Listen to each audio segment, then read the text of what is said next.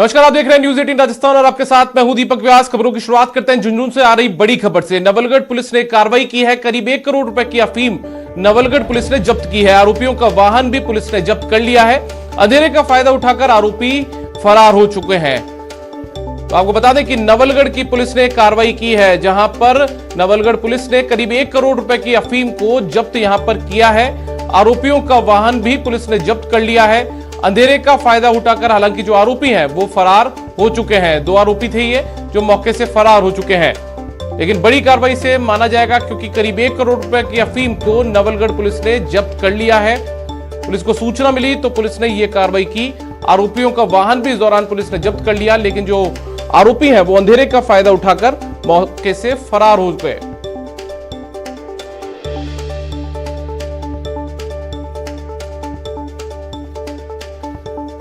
हमारे साथ हमारे सहयोगी इम्तियाज भाटी फोन लाइन पर मौजूद हैं। पूरी जानकारी उनसे हासिल करते हैं। इम्तियाज, क्या कुछ अपडेट है इस पूरे मामले में? क्या पुलिस को कोई सुराग अभी तक हाथ लग पाया है आरोपियों का? जी दीपक, ये झुंझुनू पुलिस की बहुत बड़ी कार्रवाई है और पुलिस लगातार इस नेटवर्क को तोड़ने में भी लगी हुई थी। और पुलिस को मुखबिर से सूचना मिली कि नवलगढ़ के बिरोल गांव में है, वहां पर कुछ संदिग्ध है और गाड़ी है, उसमें पुलिस ने छापा मारा। पुलिस ने गाड़ी को रोका तो पुलिस भी काफी वो रह गई और गाड़ी में करीब 1 किलो अफीम भरी हुई थी, जिसके अनुमानित जो कीमत है वो 1 करोड़ रुपए से ज्यादा आंकी जा रही है। पुलिस ने आरोपियों की शिनाख्त कर ली है, जिसमें रिंकू और लोकेश है, जो पुलिस की देखते ही या पुलिस की गाड़ी को देखते ही या पुलिस जब जांच कर रही थी तब वो मौके से फरार हो गए। पुलिस ने गाड़ी को जब्त कर लिया है और अब ये पता लगाया जा रहा है कि आरोपियों को गिरफ्तार किया जाए और ये अफीम कहां से आई थी और कहां इसको खपाया जाना था। लगातार नवलगढ़ पुलिस इस पे नजर रखे हुए हैं और एसपी और एडिशनल एसपी भी इस मामले को लेकर पूरी तरह नजर रखे हुए। झुंझुनू के लिए बहुत बड़ी कार्रवाई है। जी दीपक। इम्तियाज, अभी जो आरोपी है उनकी जिस तरीके से आप कह रहे हैं कि पहचान हो चुकी है, तो क्या उनसे जुड़े हुए दूसरे लोगों की पहचान की जा रही है उनको पकड़ने के लिए? क्योंकि वाहन भी पुलिस की पकड़ में है, तो वाहन के आधार पर क्या आखिर वाहन मालिक कौन है, इस तमाम चीजों पर भी पुलिस जांच कर रही होगी फिलहाल? जी, वाहन मालिक का भी पुलिस ने पता लगा लिया है और जो दोनों जो आरोपी है जिनके बारे में पुलिस को पता चला था और पुलिस ने उनकी पहचान भी कर रही है। रिंकू और लोकेश दोनों है जो बिरोल की रहने वाले हैं और पुलिस उन आरोपियों को सबसे पहले पकड़ने की कोशिश कर रही है और जब पुलिस की गिरफ्त में दोनों आरोपी आएंगे उस साथ ही पुलिस पूरे नेटवर्क का पता लगा पाएगी और अन्य जो आरोपी है उन तक पहुंच पाएगी। ये कहां से अफीम लाई गई थी और इसे झुंझुनू या कहीं दूसरी जगह इसको खपाना था, ये पुलिस अभी इस मामले को लेकर पूरी तरह जांच कर रही है। जी दीपक। जी चलिए इम्तियाज, बहुत बहुत शुक्रिया आपके इस तमाम जानकारी के लिए। तो हमारे सहयोगी झुंझुनू से इम्तियाज भाटी में बता रहे थे कि पुलिस ने 2 लोगों की पहचान भी इस पूरे मामले में कर दी और जल्द ही पुलिस का दावा है कि पुलिस उन्हें अपनी गिरफ्त में ले लेगी, लेकिन एक बड़ी कार्रवाई से माना जाएगा क्योंकि 1 करोड़ रुपए की अफीम पुलिस ने जब्त की है।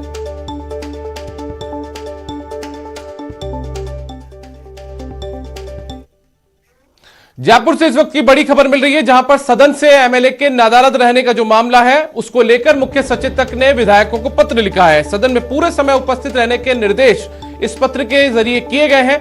अनुदान मांगे पारित कराने के दौरान जो विधायक हैं वो उपस्थित रहे।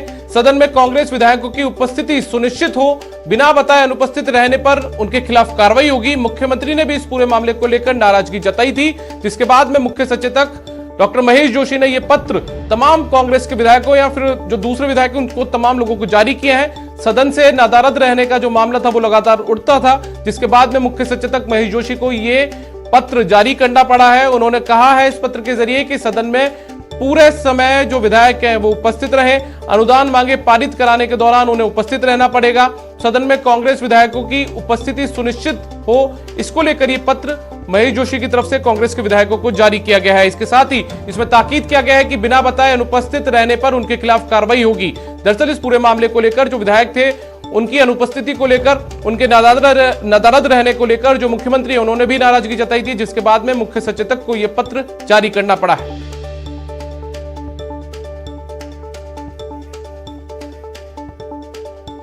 हमारे साथ हमारे सहयोगी दिनेश शर्मा फोन लाइन पर मौजूद है, उनसे जानते हैं। दिनेश, क्या है ये पूरा प्रकरण? क्योंकि मुख्यमंत्री ने भी इसको लेकर नाराजगी जताई थी, जिसके बाद में अब मुख्य सचेतक को भी एक पत्र जारी करना पड़ा है, ताकीद करना पड़ा है विधायकों को।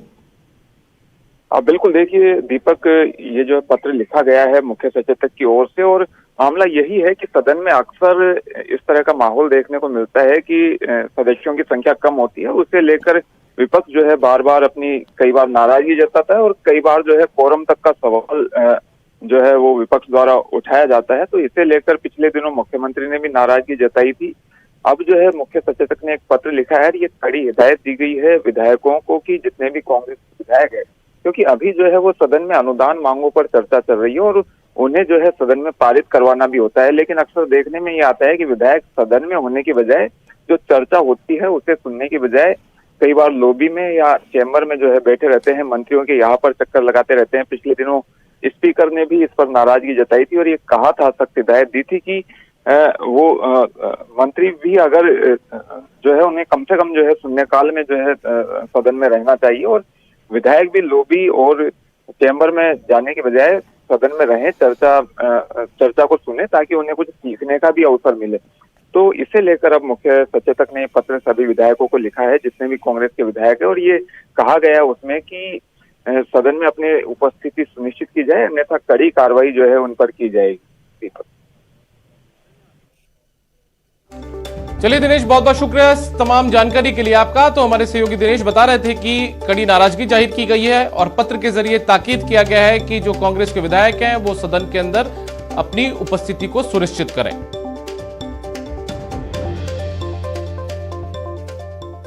बीकानेर के नोखा में उस वक्त हड़कंप मच गया जब महिला और 2 बच्चे एक साथ कुंड में गिर गए, जिससे दोनों बच्चों की मौके पर ही मौत हो गई। हालांकि महिला को गंभीर हालत में बाहर निकाला गया। फिलहाल महिला का निजी अस्पताल में इलाज चल रहा है।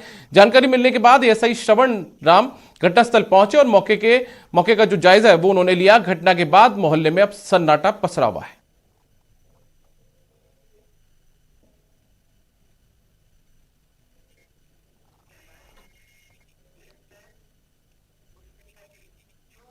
खबर श्री गंगानगर से है, जहां अनूपगढ़ में भारत पाक अंतर्राष्ट्रीय सीमा की कैलाश चौकी पर घुसपैठियों को सुरक्षा बल के जवानों ने ढेर कर दिया है।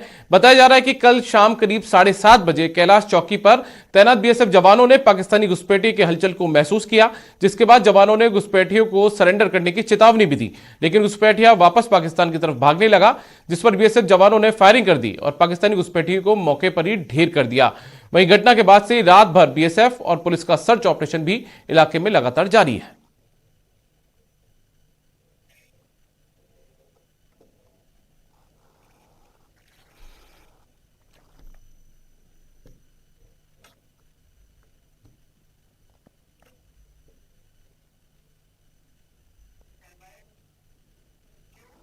Pinki Saini horror killing case में पुलिस की लापरवाही भी सामने आई है। विजिलेंस के एएसपी मुस्तफा अली जैदी की रिपोर्ट के आधार पर आईजी जयपुर रेंज ने दौसा कोतवाली एसएचओ सुगंध सिंह और महिला थानाधिकारी लोकेंद्र सिंह को लाइन हाजिर कर दिया है। इसी मामले में राज्य मानव अधिकार आयोग ने भी मामले की रिपोर्ट डीजीपी, आईजी और एसपी से तलब की है। राज्य मानव अधिकार आयोग के सदस्य ने पूरे मामले की निष्पक्ष जांच करने के आदेश दिए हैं। साथ ही दौसा कलेक्टर को भी उचित कदम उठाने के लिए आदेश दिए हैं। आयोग ने 30 मार्च तक सभी अधिकारियों से तथ्यात्मक रिपोर्ट भेजने के भी निर्देश दिए हैं।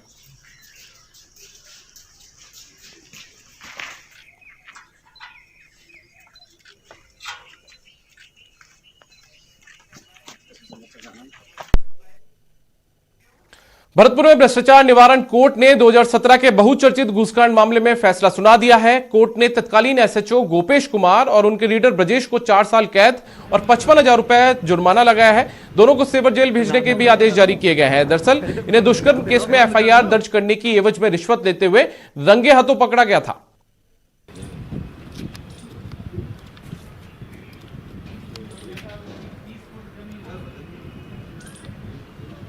नाम मिल रहा है, बंद करो, बंद कर दो।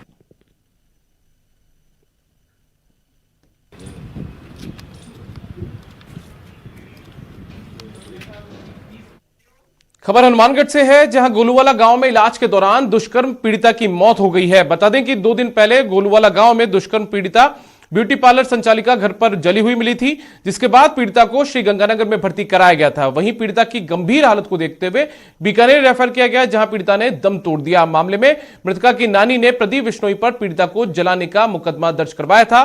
प्रदीप 1.5 साल से जमानत पर था और पिछले 15 दिनों से वह पीड़िता को धमकियां दे रहा था, साथ ही उसका पीछा भी कर रहा था। मामले में प्रदीप 2 दिनों से गोलवाला पुलिस की हिरासत में है और उससे पूछताछ चल रही है। दुष्कर्म पीड़िता ने दम तोड़ने से पहले अपने बयानों में प्रदीप का नाम लिया है। ऐसे में पुलिस मोबाइल लोकेशन और डिटेल निकलवाने में जुटी हुई है। वहीं प्रदीप के परिजनों ने प्रदीप को निर्दोष बताते हुए निष्पक्ष जांच की भी मांग की है।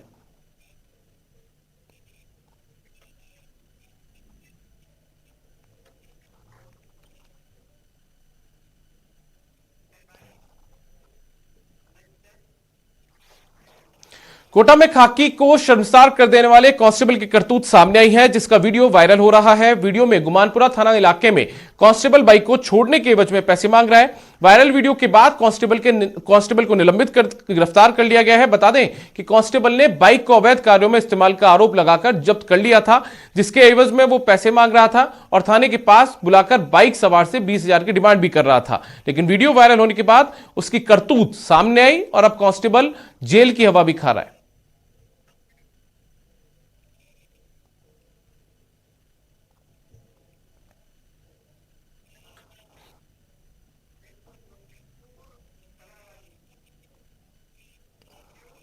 जोधपुर के एक बाजार में अचानक कुछ ऐसा हुआ कि देखने वाले दहशत में आ गए। कोई कुछ समझ पाता तब तक एक युवक लहूलुहान हो चुका था।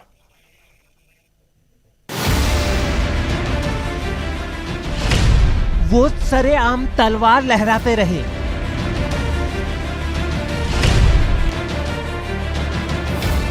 वो हथियार से हड़कंप मचाते रहे।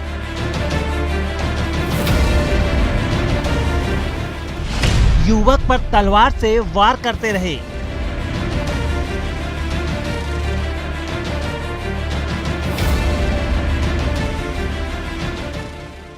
हाथ में तलवार और युवक पर ताबड़तोड़ वार।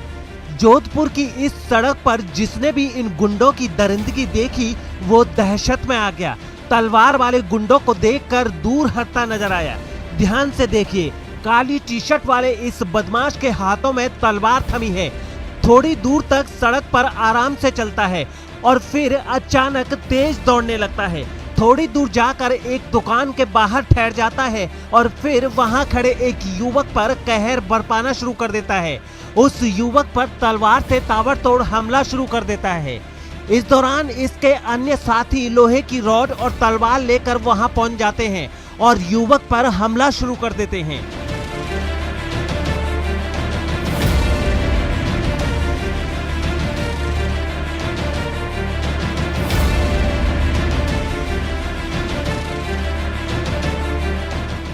जब तक बाजार में मौजूद लोगों को कुछ समझ आता तब तक युवक लहूलुहान हो चुका था।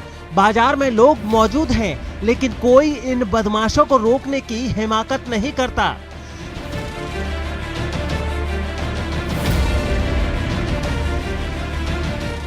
युवक को लहूलुहान करने के बाद आरोपी वहां से वापस भागना शुरू कर देते हैं और इस काली कार में सवार होकर फरार होने की कोशिश करते हैं।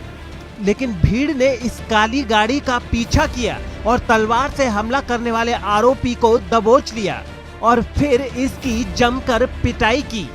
इसके बाद आरोपी को पुलिस के हवाले कर दिया जाता है। लेकिन हैरानी की बात तो ये है कि सरदारपुरा पुलिस थाने से कुछ ही दूरी पर ये बदमाश बाजार में बेखौफ होकर अपने मंसूबों को अंजाम देते रहे, लेकिन खाकी को इसकी खबर तक नहीं लगी। हालांकि अब आरोपी के पकड़े जाने के बाद पुलिस इस मामले की जांच में जुट गई है।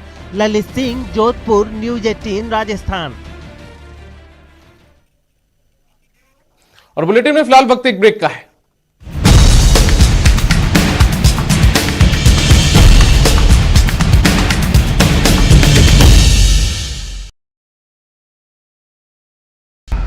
भैया राम राम, नमस्कार। बाहर ना जाना, कुछ बता रहे हैं,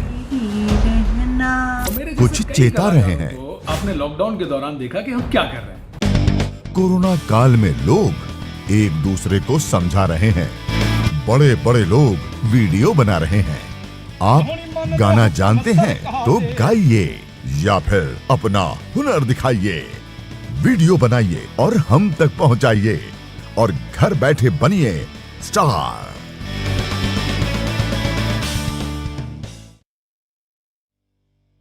न्यूज 18 इंडिया आपका पसंदीदा नेशनल न्यूज चैनल उपलब्ध है डिश टीवी के चैनल नंबर 663 और D2H के चैनल नंबर 306 पर। कोरोना की हर खबर देखते रहिए न्यूज 18 इंडिया पर।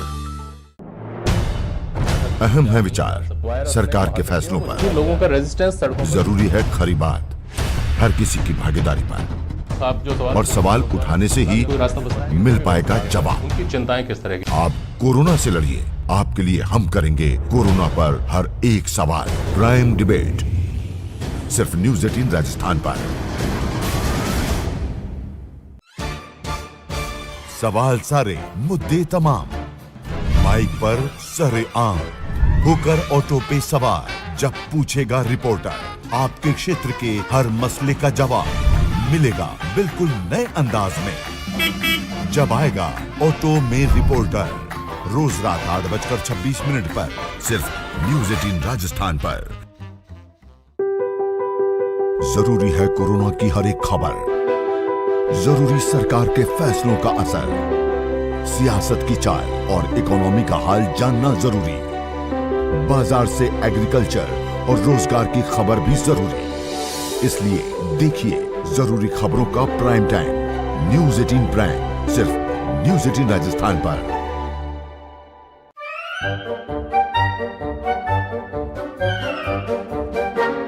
अखबार हुआ ठप, आउटडोर हुआ बेकार, टीवी ही दे रहा है विज्ञापन को तेज रफ्तार। करोड़ों दर्शकों तक न्यूज 18 पहुंचाएगा आपका ऐड। न्यूज 18 की टीम दमदार बनाएगी आपका ऐड शानदार। जल्दी कीजिए, कहीं छूट ना जाए ये सुनहरा मौका। हमें मेल करके उठा लीजिए बड़ा फायदा। ये स्पेशल ऑफर है अगले 15 दिनों तक। साथ ही मिलेगा हमारी वेबसाइट पर प्रमोशन। आज ही मेल करें adsales@nw18.com पर। न्यूज 18 इंडिया आपका पसंदीदा नेशनल न्यूज चैनल उपलब्ध है टाटा स्काई के चैनल नंबर 519 और एयरटेल के चैनल नंबर 318 पर। कोरोना की हर खबर देखते रहिए न्यूज 18 इंडिया पर। भैया राम राम नमस्कार। बाहर ना जाना।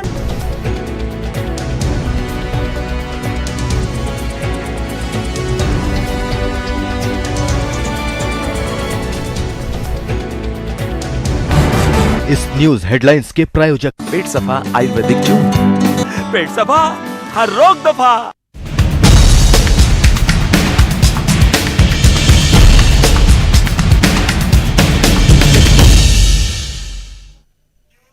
ब्रेक के बाद आपका स्वागत है। खबरों में आगे बढ़ते हैं। बात डूंगरपुर में बिजली विभाग की बिल वसूली को लेकर दोहरी नीति की, जिसमें पब्लिक से बिल वसूली को लेकर सख्ती दिखाई जा रही है, लेकिन सरकारी विभागों से करोड़ों रुपए के बिजली वसूली पर नरम रवैया अख्तियार किए हुए है।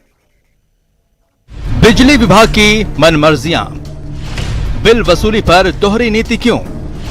सरकार से प्यार, पब्लिक पर प्रहार। बिल नहीं तो बत्ती गुल। बात पब्लिक की हो तो कायदे कानून सख्त हैं, लेकिन जब मामला सरकारी हो जाए तो फिर कैसे कायदे और कैसा कानून। जी हां, बिल वसूली को लेकर बिजली विभाग दोहरा मापदंड अपना रहा है।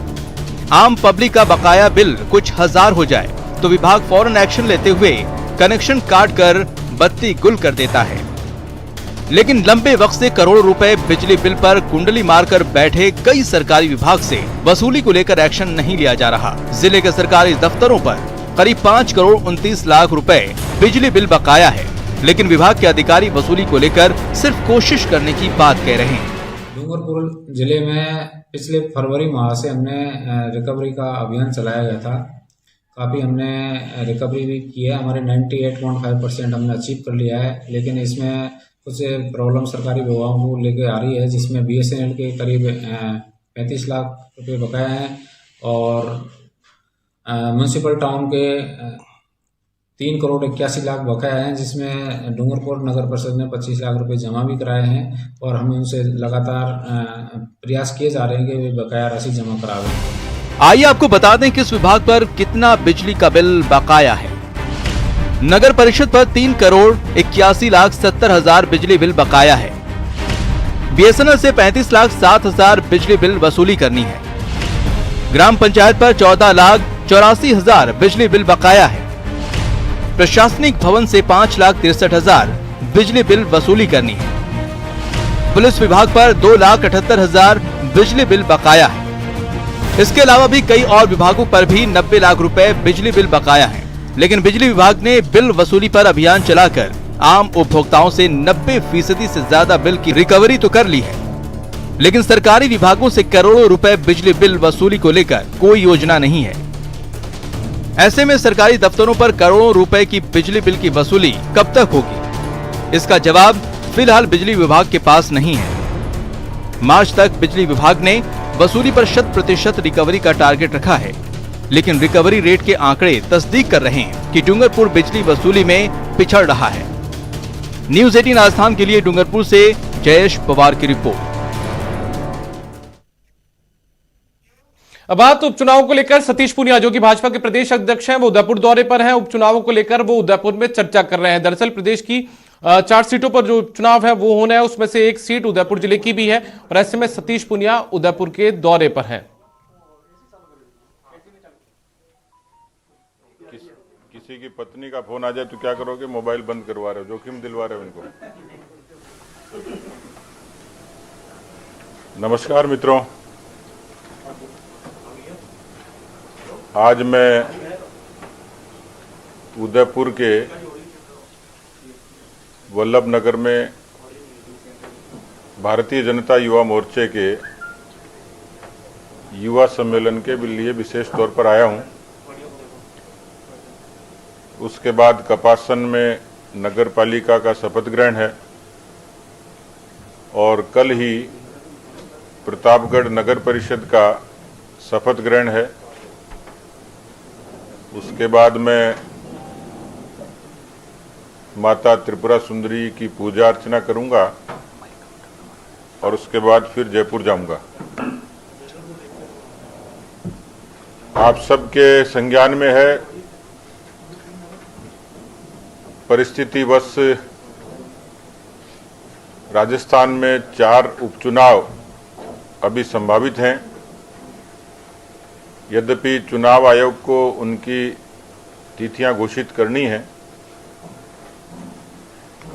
लेकिन इसको चुनौती मानते हुए भारतीय जनता पार्टी ने अपनी जमीनी तैयारी बहुत पहले शुरू कर दी थी और मुझे खुशी है कि भारतीय जनता पार्टी के कार्यकर्ताओं ने बहुत जमीनी तौर पर नीचे बूथ स्तर तक कार्यकर्ताओं को एक्टिवेट किया है। कार्यक्रमों की भी लगातार श्रृंखला चल रही है। मुझे जानकारी मिली कि हमारे पार्टी के अग्रिम मोर्चों के अच्छे और सफल सम्मेलन शुरू हो गए हैं और उसी कड़ी में आज युवा मोर्चा का एक बड़ा सम्मेलन वल्लभ नगर विधानसभा का होगा। मित्रों, देश और प्रदेश की राजनीति की तमाम बातों से आप अच्छे तरीके से वाकिफ हैं, लेकिन भारतीय जनता पार्टी के प्रदेश के अध्यक्ष के नाते और सदन के विधायक के नाते बहुत सारी ऐसी चीजें ध्यान में आती हैं जिनकी चर्चा सदन में और सदन के बाहर होती है। अभी राजस्थान की सरकार का बजट माननीय मुख्यमंत्री जी ने 24 फरवरी को पेश किया। वो बजट यदि आपने देखा होगा तो अक्सर ऐसा बजट चुनाव से पहले जारी होता है, पूरे तरीके से असंतुलित है। 90% घोषणाएं हैं, केवल 10% सोर्सेज की बात हुई है। वो बजट मैंने कहा कट कॉपी पेस्ट जैसा है, जिसमें कर्नाटक, मध्य प्रदेश और केंद्र के बजट की कॉपी की है।